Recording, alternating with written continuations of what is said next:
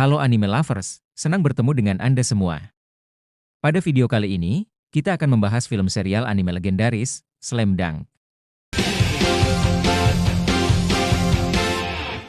Pada video sebelumnya, pertarungan antara tim Shohoku melawan Toyotama dimulai. Meski pertandingan baru berjalan, namun tensi pertarungan kedua tim sudah memanas. Kedua tim bermain, saling menunjukkan kualitasnya masing-masing, sebagai tim yang pantas lolos ke kejuaraan Interhigh. Di awal pertandingan, tim Shohoku sudah tertekan oleh serangan balik Toyotama yang secara peringkat berada di atas Shohoku. Toyotama memimpin pertandingan melalui aksi brilian Itakura yang berhasil memasukkan bola ke dalam ring Shohoku. Bagaimanakah kelanjutan kisahnya? Tapi, sebelum kita lanjut, jika ingin mengetahui lanjutan kisahnya setelah video ini, silahkan kunjungi playlist channel Animania M6. Tersedia video lanjutan, khusus bagi para subscriber.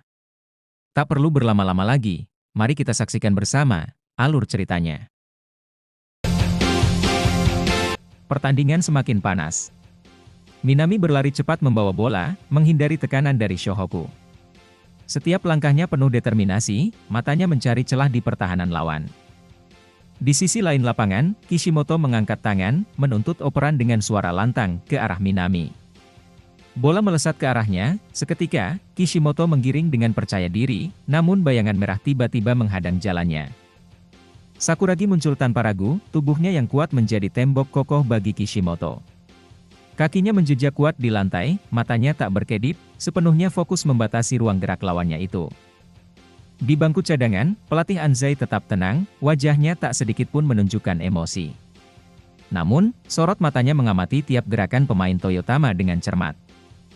Di tangannya, lembaran data berisi analisis kekuatan lawan yang ia dapatkan dari Shikoichi. Ia membandingkannya dengan aksi nyata pemain Toyotama di lapangan, mencari celah yang bisa dimanfaatkan Shohoku. Di tengah duel fisik, Kishimoto, dengan kelincahan luar biasa, mengelabui Sakuragi dengan satu gerakan cepat, melewati Sakuragi yang tertinggal. Kishimoto menembus pertahanan, melesat cepat menuju ring. Dengan presisi sempurna, ia melayang untuk lay-up, mengantarkan bola meluncur mulus melewati jaring, menambah keunggulan Toyotama. Kishimoto mendarat dengan penuh percaya diri, melirik ke arah Sakuragi. Saat berlari kembali ke daerah pertahanan, tubuhnya bersenggolan keras dengan pemuda berambut merah itu. Entah disengaja atau tidak, kontak fisik terjadi, namun wasit tetap diam, tak meniup peluit. Sakuragi mendidih, rasa kesal bergejolak dalam dadanya. Tanpa pikir panjang, ia membalas dengan tabrakan keras yang membuat Kishimoto terhuyung, hampir jatuh. Tribun pendukung Toyotama yang melihat kejadian tersebut meledak. Teriakan kemarahan menghujani lapangan, mengecam tindakan Sakuragi. Wasit akhirnya meniup peluit, pelanggaran. Di pinggir lapangan, Ayako berseru lantang, mengingatkan Sakuragi agar tetap tenang. Namun, pemuda itu tak bergeming, matanya masih penuh bara. Akagi datang dengan pendekatan berbeda, kepalan tangannya mendarat di kepala Sakuragi, mengirim pesan tanpa kata. Sakuragi geram, wajahnya masam, baginya, ini ketidakadilan. Tapi, ia berusaha menahan diri, dan tidak mengajukan protes. Di sisi lain, Kishimoto memegang tubuhnya yang terasa nyeri akibat tabrakan barusan. Dalam hati, ia mengakui, Sakuragi memiliki tubuh yang luar biasa kuat. Bola kembali bergulir. Kali ini, Miyagi menguasai permainan. Namun, sebelum ia bisa mengatur serangan, Itakura mencuri bola dengan gerakan cepat. Tanpa ragu, ia melesat ke depan, Miyagi mengejar dari belakang. Mitsui berusaha menghadang, tapi Itakura sudah lebih dulu mengirim umpan tajam ke Yajima. Bebas tanpa penjagaan, Yajima melompat ringan, melakukan layup sempurna. Bola kembali menembus jaring, menjadikan Toyotama memperlebar keunggulan. Di tepi lapangan, Kogure terperangah, seakan tidak percaya, dalam waktu kurang dari 1 menit, Shohoku sudah tertinggal 6 angka. Waktu terus berjalan, dan Toyotama semakin menguasai ritme permainan. Serangan mereka cepat, penuh energi, dan tak memberi celah sedikit pun bagi Shohoku untuk bernapas. Setiap umpan mengalir mulus, setiap pergerakan terasa terkoordinasi dengan sempurna. Shohoku yang terjebak dalam tempo lawan, seolah hanya bisa mengejar bayangan yang terus bergerak lebih cepat dari mereka.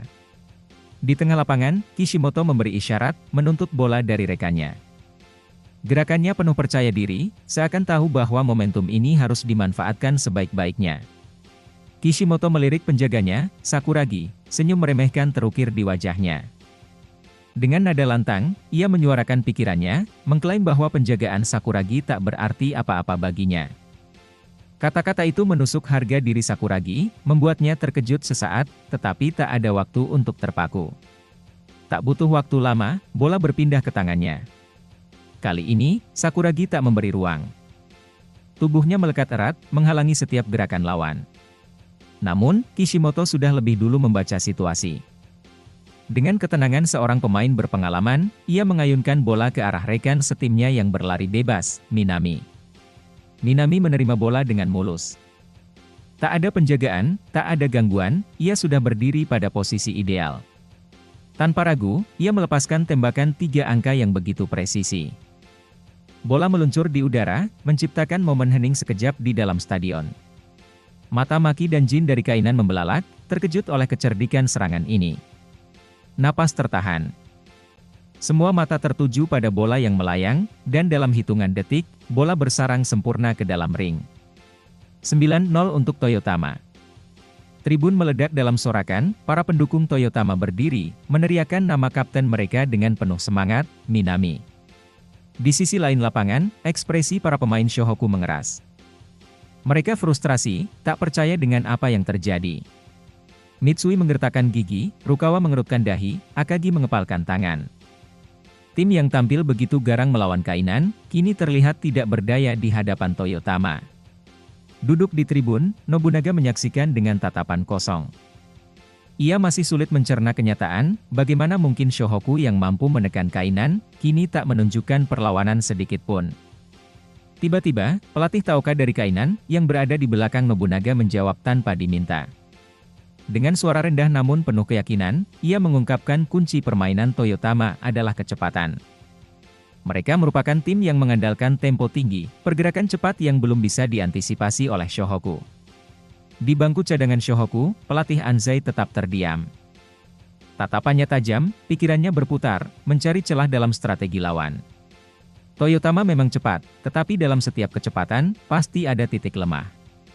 Tribun pendukung Shohoku dipenuhi wajah-wajah yang menegang. Bahkan geng Sakuragi, yang biasanya penuh semangat, kini terdiam menyaksikan permainan buruk tim mereka. Pesimisme menguasai mereka, seolah kemenangan hanyalah harapan kosong. Di sudut lain tribun, Haruko duduk dengan tatapan kosong. Nama besar Toyotama yang terus didengungkan di seantero stadion menggema di kepalanya. Tim yang musim lalu hanya kalah dari SMA Doyou di turnamen Osaka, kini berdiri sebagai raksasa yang sulit ditumbangkan. Shohoku bahkan belum menunjukkan perlawanan yang berarti, di dalam hatinya, ada perasaan yang enggan percaya, benarkah Shohoku tak mampu mengatasi Toyotama? Di tengah lapangan, 2 bintang bertemu. Minami, sang Ace Toyotama, berhadapan dengan Rukawa. Pandangan tajamnya menusuk, penuh rasa percaya diri. Tanpa ragu, ia menantang Rukawa untuk mengeluarkan seluruh kemampuannya. Namun Rukawa hanya diam, matanya tetap dingin, tak ada reaksi. Tak ada sepatah kata pun keluar dari bibirnya, seolah ucapan Minami hanyalah angin lalu. Di bangku penonton, pelatih Taoka mengamati pertandingan dengan penuh analisis. Ia tahu betul bahwa meski Toyotama telah berganti pelatih, gaya permainan mereka tetap sama, cepat, agresif, dan tanpa ampun. Hal itu saja sudah cukup bagi Nobunaga untuk menarik kesimpulan, Shohoku akan kalah dan mereka akan pulang lebih awal. Maki, yang juga memperhatikan pertandingan, mengingat bagaimana Toyotama pernah menyingkirkan Shoyo tahun lalu di turnamen yang sama. Kenyataan itu semakin menguatkan prediksi Taoka dan Nobunaga. Namun, Maki masih menyisakan sedikit harapan. Pandangannya beralih ke arah Sakuragi. Jika saja permainan Sakuragi sudah berkembang sejak kualifikasi Interhigh, Shohoku mungkin masih punya peluang. Di bangku cadangan Shohoku, teriakan semangat terus bergema. Para pemain cadangan tak henti-hentinya memberikan dukungan. Yasuda bahkan berteriak keras ke arah Miyagi, memperingatkan agar tidak terpancing provokasi para pemain Toyotama. Mereka semua tahu, satu kesalahan saja bisa semakin memperlebar jurang antara mereka dan kemenangan. Di tengah lapangan, Itakura melirik Miyagi yang tetap fokus menggiring bola. Teriakan Yasuda tadi membuatnya semakin bernafsu untuk mengganggu konsentrasi point guard Shohoku itu. Senyum penuh ejekan tersungging di wajahnya saat ia melontarkan kata-kata provokatif, berharap bisa meretakkan ketenangan lawannya. Namun, Miyagi tetap diam. Tatapannya tak goyah, langkahnya tetap mantap. Ia menolak terpancing, seolah Itakura tak lebih dari suara angin yang berlalu. Di sisi lain lapangan, Sakuragi mendapat perlakuan serupa. Kishimoto mendekatinya dengan ekspresi meremehkan, seolah keberadaan Sakuragi di lapangan tak lebih dari sekadar figuran. Ia mencibir, mempertanyakan kontribusi pemuda berambut merah itu. Sejak pertandingan dimulai, Sakuragi belum sekalipun menyentuh bola. Kishimoto menyipitkan mata, menatapnya penuh keraguan. Apakah Sakuragi benar-benar seorang pemain basket, dan hanya menjadi beban bagi timnya? Kata-kata itu menggema di benak Sakuragi, membakar amarahnya dari dalam. Darahnya mendidih, dan rahangnya mengeras. Dan tiba-tiba Sakuragi berteriak. Suaranya menggelegar di atas riuhnya stadion, membuat semua mata tertuju padanya. Ia menuntut bola dari Miyagi, dengan nada penuh keyakinan dan kemarahan yang tak bisa lagi dibendung. Miyagi tersentak. Begitu pula Kishimoto, yang semula hanya berniat mengolok-olok, kini merasa seakan membangunkan raksasa yang tertidur. Rekan-rekan satu tim Shohoku pun ikut menegang, menyadari bahwa sesuatu yang besar akan terjadi. Miyagi mengoper bola ke arah Sakuragi dengan gerakan cepat dan tegas. Saat bola mendekat, mata Sakuragi membara. Ia menangkapnya dengan penuh keyakinan, lalu menatap langsung ke arah Kishimoto. Tidak ada lagi keraguan, dan tidak ada lagi ejekan yang bisa mengusiknya. Di tribun, Haruko dan Nori membelalakan mata. Hati mereka berdegup kencang, penuh harapan. Di bangku pelatih, Taoka dan Nobunaga membisu, sementara pelatih Anzai, meski tersenyum samar, matanya memancarkan rasa penasaran. Sakuragi menarik napas dalam, lalu dengan gerakan mantap, ia melompat tinggi, melampaui semua ekspektasi. Suara lantangnya mengguncang suasana, tak lama berselang, ia melepaskan jump shot dengan penuh percaya diri. Bola melambung ke udara, melintasi ketinggian dengan jalur sempurna menuju ring lawan. Seluruh stadion menahan napas. Wajah-wajah tegang mengiringi perjalanan bola yang tampak begitu meyakinkan.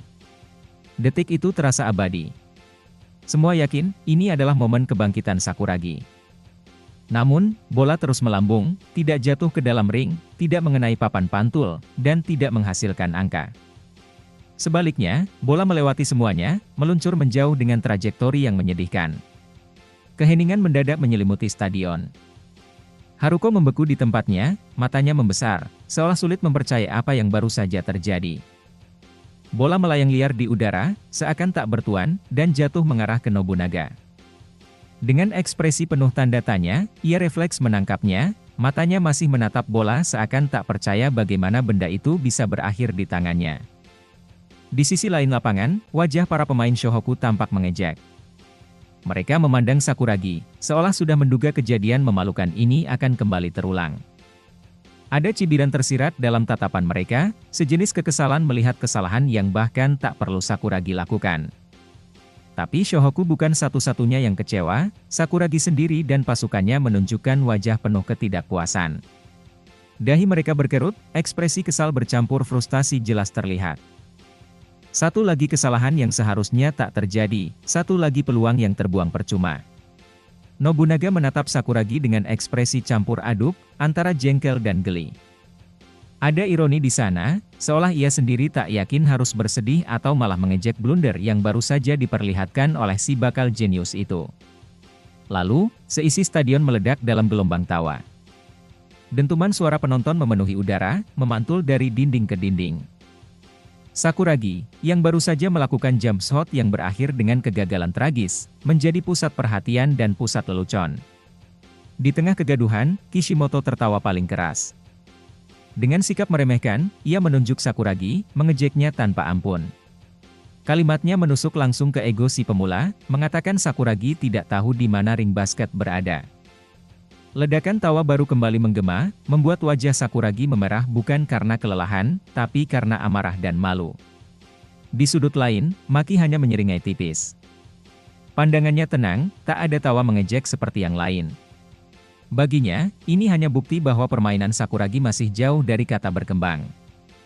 Sakuragi, yang kini berada di puncak rasa frustrasi, mengalihkan pandangannya ke arah pelatih Anzai. Matanya penuh pertanyaan, seolah meminta jawaban mengapa semua latihan kerasnya tidak membawa hasil di saat yang paling dibutuhkan. Dengan gerakan canggung, ia menggaruk kepalanya yang sama sekali tidak gatal.